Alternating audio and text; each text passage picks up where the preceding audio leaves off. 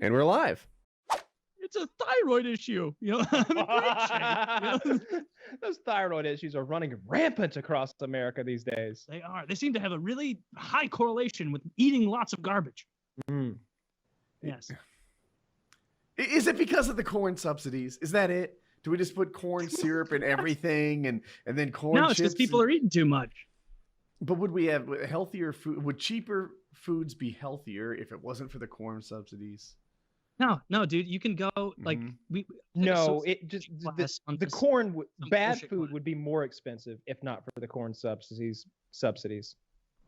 Okay, I think that's how it would work. And like Walmart has produce. Like you can go to Walmart and get produce, and there's a Walmart every 20 minutes across this country. Get yourself a garden. Yeah, you can build a garden. Like the whole, like you can get. I got a garden. I got maters. If a bag of Tostitos was $8, would America be thinner? Because suddenly they grab green apples instead. No, they'd be hungrier. That would be thinner as well. They'd probably spend less on other things. You'd see a wave of obese criminals.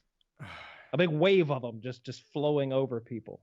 Amorphous blobs, osmosising their way under cracks in store windows and finding their way in. The blob is great. You know what I have? Maybe that's the solution. Double the price of all the food and hope that America's okay with it.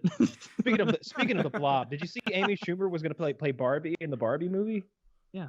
That doesn't really make any fucking sense. No, remember when we talked about actors that are perfect for the role? Not that one. Not that one. She's no Joffrey when it comes to Barbie. I don't know. I saw a picture of her the other day, and she looks, and of course, I'm sure there's plenty of like bad. I should find a link to it because it's so bad.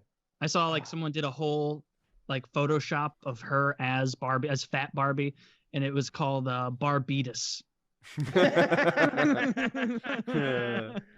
That's funny. Yeah, that is funny. So funny. She is definitely someone that I think her career is already on the downtrend. She hit that peak.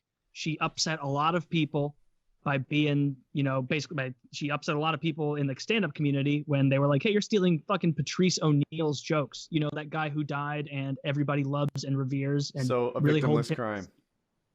Yeah, victimless in that way, but also very shitty. If I went out there, like if Trump walked out on there and was like, 407 years ago, our fathers handed down, or whatever he said, you'd be like, this is bullshit. You're doing what Melania did. That's not your speech. Dedicated to the proposition that all men are created.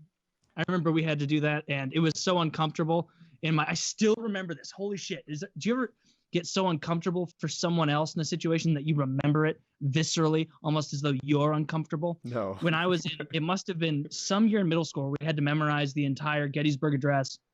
And the way they would have you recite it is the teacher would just be like, all right, come up here and recite the Gettysburg Address. And everybody else would be doing their free time, whatever, studying or cramming to go up and stand in front of the desk and do it for the teacher. But you're doing it in front of everyone. And I went up there, did it. I don't remember if I did good or not. Fuck it. Someone else went up, did it. One of my friends went up, and the only way that this friend of mine can memorize stuff is to sing it.